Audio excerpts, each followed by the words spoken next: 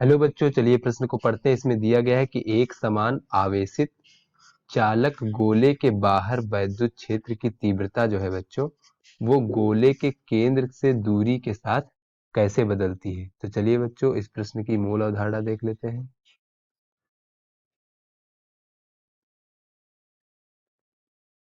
बच्चों, कोई भी हमारा चालक गोला है इस प्रकार से, ये एक समान आवेशित है इस प्रकार से।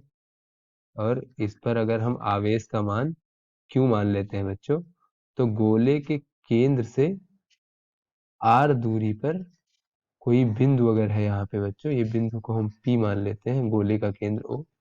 तो बच्चों, इस बिंदु पर जो वैद्युत क्षेत्र की तीव्रता का सूत्र होता है बच्चों, वो E बराबर होता है 1/4 पाई एप्सिलॉन 0 क्यू भागे आर दूरी का वर्ग। तो बच्चों, इस चालक गोले के बाहर जो है किसी भी बिंदु पर वैद्युत क्षेत्र की तीव्रता का सूत्र ये होता है, अगर उस बिंदु की दूरी r हो तो चलिए बच्चों, अपने प्रश्न को हल करते हैं। बच्चों, इस प्रश्न में कहा गया है कि जो वैद्युत क्षेत्र की तीव्रता होती है वो गोले के केंद्र से दूरी के साथ कैसे बदलती है। तो यहाँ से अगर हम देखें बच्चों, तो वैद्युत क्षेत्र की तीव्रता जो E होता है बच्चों, वो दूरी के वर्ग के व्युत्क्रमानुपाती होता है। अर्थात बच्चों, जैसे जैसे दूरी बढ़ेगी वैद्युत क्षेत्र की तीव्रता घटेगी उसके वर्ग में।